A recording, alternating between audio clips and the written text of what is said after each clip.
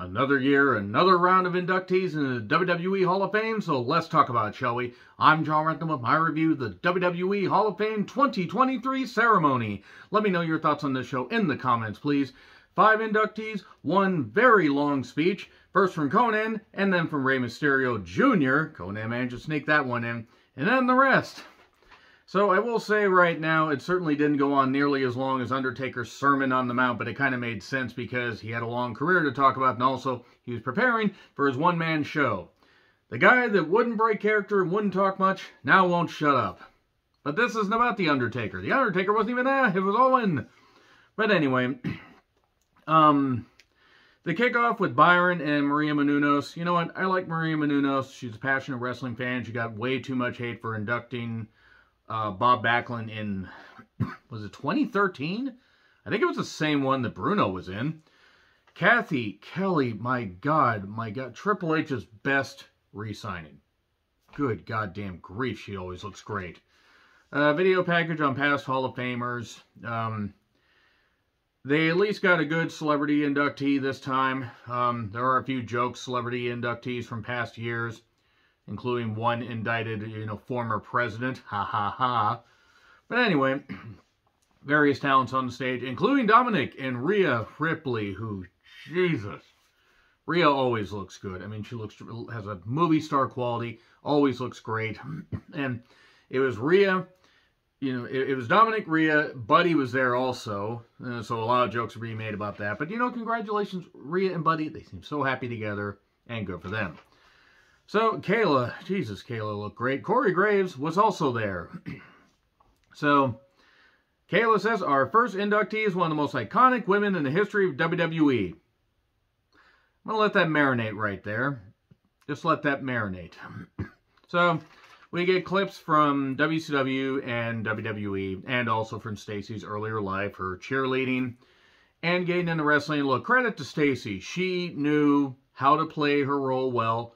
She was willing to take bumps, but understood, like, hey, others should win the championship, not me. Apparently, she was offered the championship on a couple of occasions and said, no, there are more deserving women out there. And that's not knocking Stacey, because she could hit a hell of a spin kick and was very athletic. You had to be to do dance competition and be a cheerleader and stuff like that, and also to put up with carrying David Flair through that pregnancy angle. Good God. I would have ran screaming into an active volcano if I had to be participating in that. Foley was here. Tori was also there. Foley recounts meeting Stacey, talking to her, and, last seen her, like, I believe it was a Jets game or whatever, and it was kind of cool. They actually did, people tweet out a few clips or whatever. No one had the video, but Tori was there. Tori and Stacey look exactly the same as they did during their WCW days, and I mean that with respect. They look great. And Tori talks about meeting Stacey and being captivated by her, being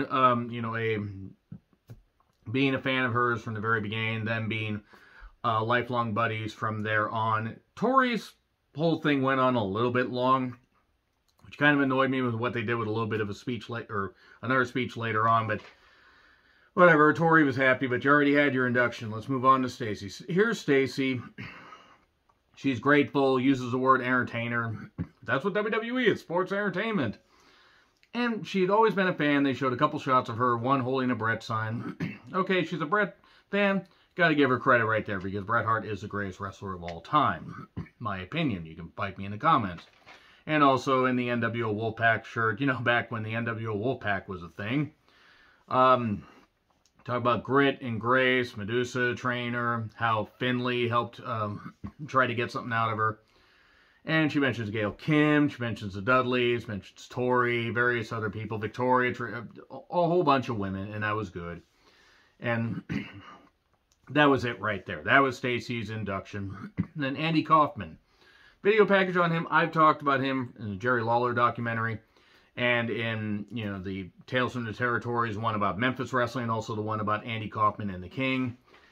And I'm not gonna recount all that stuff here, but all I will say is that Kim Jong guy, who was in The Hangover, said, when I was hosting Raw, I tried to channel Andy Kaufman. Andy Kaufman could have been better than Kim Jong in 2009. Andy Kaufman had been dead for about 25 years.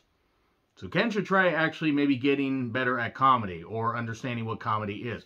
To be fair, he has done very well for himself and got into Hollywood, despite being a very accredited doctor and very good at that, because he wanted, I think his wife had an illness or something like that. So I can't fault the person, he's just not a very good comedian. Andy Kaufman was, Lawler was at his house because he recently had a stroke. And I don't know how he basically was able to talk much on camera, considering apparently how bad it was. But he couldn't be there.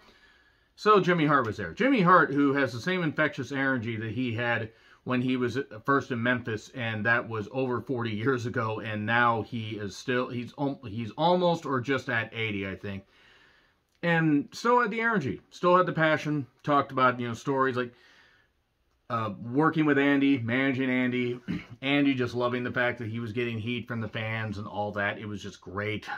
And then they had Andy's siblings come out, and then also his daughter that I guess he had out of wedlock, if I recall correctly, or something. I don't quite remember. Somebody told me in the comments, and they're going to kill me for not remembering all that, but thank you for telling me that he had a daughter. She got cut off. That was nice. You could have given her at least a couple minutes. I mean, maybe cut a couple goddamn video packages out, because those that are going to go watch Mania, either in person or on the cock, are already sold on it. You could have given this to Andy Kaufman's daughter. That was kind of a dick move. Especially for what Andy Kaufman did mean to wrestling, how much of a lifelong wrestling fan he was. I assume that would have been Andy's, granddaughter in the blue dress. I don't know. She never got to talk. So, yeah, that was kind of a dick move. And then we had a Rhea Charlotte package. And then we had Great Muta clips. And this reminded me of why I was a fan of the Great Muta when he first appeared on WCW television in 1989. Because Muta was cool. I was 8 when I saw the Great Muta. The kicks, the moonsault, the face paint, when the mist blew, it was great. Now, yes, Kabuki had done the mist in World Class, I believe. And a couple other wrestlers had done that. But Muta mainly popularized it, probably because he was on a bigger platform. But that's just how great Muta was. I mean, yeah, he did have to slow down eventually because the moonsault, the kicks, the power drive elbow, and the fact that the moonsaults, even if you hit them crisp and clean, they're still going to take their toll. He basically has either one or both knees replaced. I believe his hips are mulch. He just recently has a retirement match. New Japan World, by the way, just recently put up that event where his retirement happened. So, probably going to watch that at some point. Probably not going to review it, because it happened over 6 weeks ago. If you want me to review that New Japan event, let me know in the comments. So, he was just ultra cool. Asuka talks about how Muta was influential to her, and that was great. And then Ric Flair comes out and he mentions Kevin Dunn. That should have gotten him stoned and run out on a goddamn rail. Fuck Kevin Dunn. Fuck the fact that Kevin Dunn's dad survived that car fire. So, I think, I don't know if Rick just permanently sounds like this or if he was drinking. He did not sound good. He mentions Jumbo Tsuruta and battling him in Japan.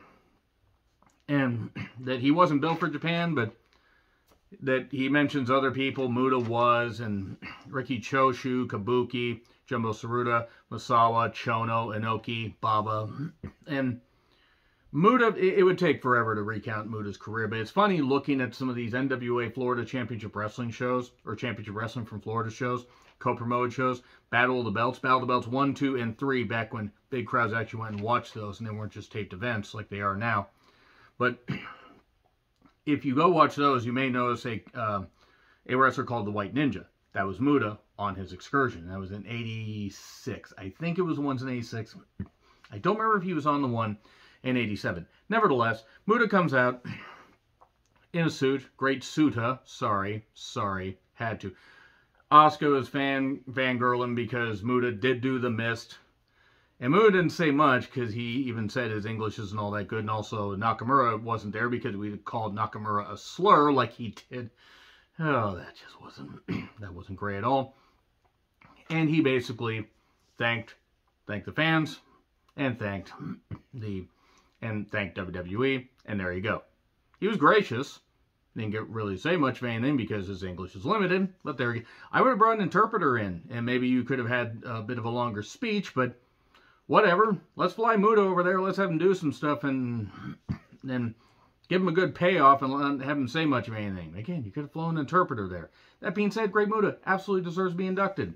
Package on Tim White, you know, starting as referee in 1982, or starting with the company in 1982, became a referee, drove Andre around. Him and Andre the Giant were great friends. The friendly tap, all that stuff. Rest in peace, Tim White. The APA come out, JBL and Farouk, or Ron Simmons, damn. And he milks the damn and says that, which is just good. Just so good. It's just funny how he found like a second part to his career doing that after he retired. And they talk about the friendly tap stories, and they talk about Tim, how great he was, how gracious he was. And Tim's brothers show up, and one looks just like him and one doesn't. This is for the Warrior Award, by the way. And this was good. They were very gracious. This didn't last all that long, but I'm glad that Tim White won that. Even though he did pass away last year, he got his flowers a little bit too late, but still. I do want to say, by the way, fuck the Ultimate Warrior. I'm glad he's dead. Go read up some of the stuff about Ultimate Warrior, like what he said about British Bulldog, and what he said about Martin Luther King and Hurricane Katrina victims. And being glad that Bobby Heenan got cancer and everything, and mentioning a bunch of alternative fact stuff, because of course Ultimate Warrior would say something like that. Yeah, I'm glad Bobby Heenan outlived Ultimate Warrior. It's just a shame that Ultimate Warrior outlived Randy Savage, who was a much, much, much, much better man than he could ever hope to be. Also a stupid twat wife that can't melt away and, you know, rot away like the California raisin she is. That being said, great for Tim White, but I will always take every shot I can at the Ultimate Warrior, because even though he was an iconic figure for a brief moment in time and somebody that people do remember, he was also a nut job and an idiot and deserves every bit of ridicule that he gets for all the praise he gets for his magnetic charisma, his insanity, and the fact that he drew eyeballs for a brief time. He also deserves all the hate he gets. And will continue to get hate from me because I don't give a shit anymore. And I'm just one fan. I'm just a one-fan band. No, that's not how that works. But good on Tim White. We get Ray clips. Conan's out to induct him. I'm not going to try to recount everything that Conan says here, but it was a tremendous speech. I've had my criticisms of Conan, for good and bad. Doing stuff with Disco Inferno I don't quite get, because Conan knows something about wrestling. Disco Inferno wouldn't know anything about wrestling if he was the only person that ever was involved in wrestling still alive. Somebody dead would know more about wrestling than Disco Inferno. And Conan, he seemed motivated, emotional, how he got Rey into wrestling. All this stuff's been talked about, the Rey Mysterio biography episode, which was very, very well done, I do want to say. I skipped over some stuff, but it was only a 2-hour program. From Mexico to ECW, WCW, had to sell him to Kevin Sullivan, talking about how Kevin Sullivan was vertically challenged. Yeah, but I'm, 3 times as wide as him and everything. And yeah, Kevin, you're also a goddamn creep that beat Nancy. Not that he was the only guy that beat Nancy. I mean, at least Kevin stopped before he murdered her, unlike Benoit. So let's move on from that. That Rey was there for him when he was on his deathbed. I don't know if that was when he had his hip replacement or if he had another health scare. I'm not quite sure. But he said maybe, if I was adopted by Rey, I could replace Dominic, which just got a huge boost. I shot Dominic. Again, Rhea, my God. My God, what a beautiful Amazon she is. And I mean that with respect. Yes, snoo. That's what I mean. But Rey comes out, totally ignores Dominic. Great speech, great induction speech by Conan. Rey comes out, and I just like, my God, Rhea, they leave. Rey goes down. Dominic, Rhea, and I believe Damien leave. I'm not sure if Buddy left. I think it's weird. It's weird that Buddy was there. I mean, considering, I guess maybe they were like, it's okay. Khan doesn't necessarily care if his contracted talents are on there. I also forgot that Buddy was part of AEW still.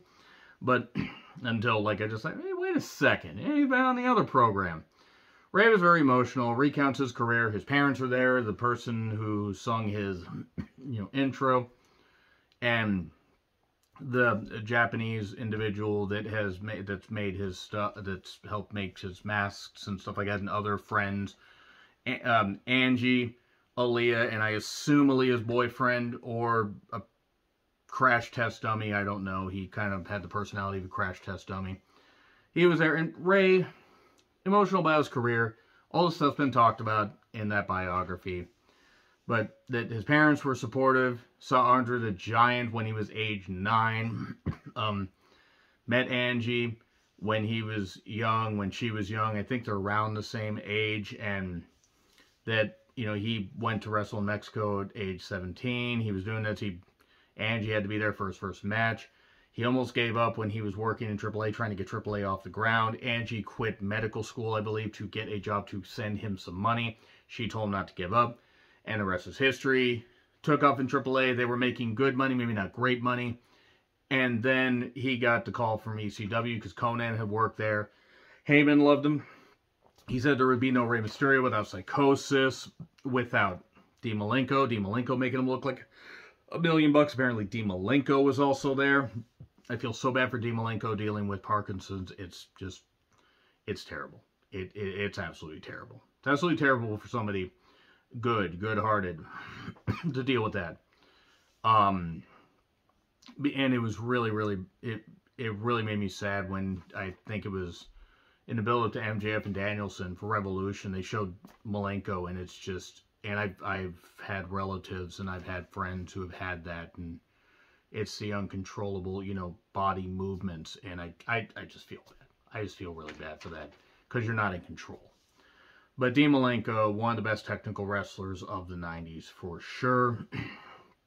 And Eddie Guerrero got a lot of love, of course, not a surprise at all. Huge Eddie chants.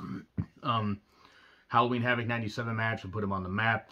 Then he skipped over the rest of the stuff in WCW, including the Unmasking, where he, where he became a member of the Filthy Animals. I don't know, that was a bit weird. I mean, Rey did the best he could with it, but it was odd. It was also a longer run of him as a heel than I remember. And JR called in 2002. Rest is history. No mention of leaving in 2014 to 2018, even though he showed up at the 2018 Rumble. No mention of being at All In. I mean, I guess I sort of understand that, but he mentioned Scott Hall, Kurt Angle, Edge, Eddie, Bischoff, Kevin Sullivan, various other people. He didn't want to leave anybody out, but he hit the high points and everything, and it was a very good speech. Very good stuff. And now we will see what happens with Rey Mysterio, that is, against Dominic, apparently on night 1. So by the time you guys watch this, night 1 may already be going on. But decent Hall of Fame induction ceremony. I don't know if I'm going to keep reviewing these. We'll see how the views do, because realistically, there's like 1 or 2 speeches worth checking out, like every year. Anyway, so at least it was short. I think it was like 2 hours and 15 minutes at the most. So that was fine. So agree, disagree, what I said, like, share, subscribe, Twitter handle in the description. I'm John Ritlin. I'll see you soon.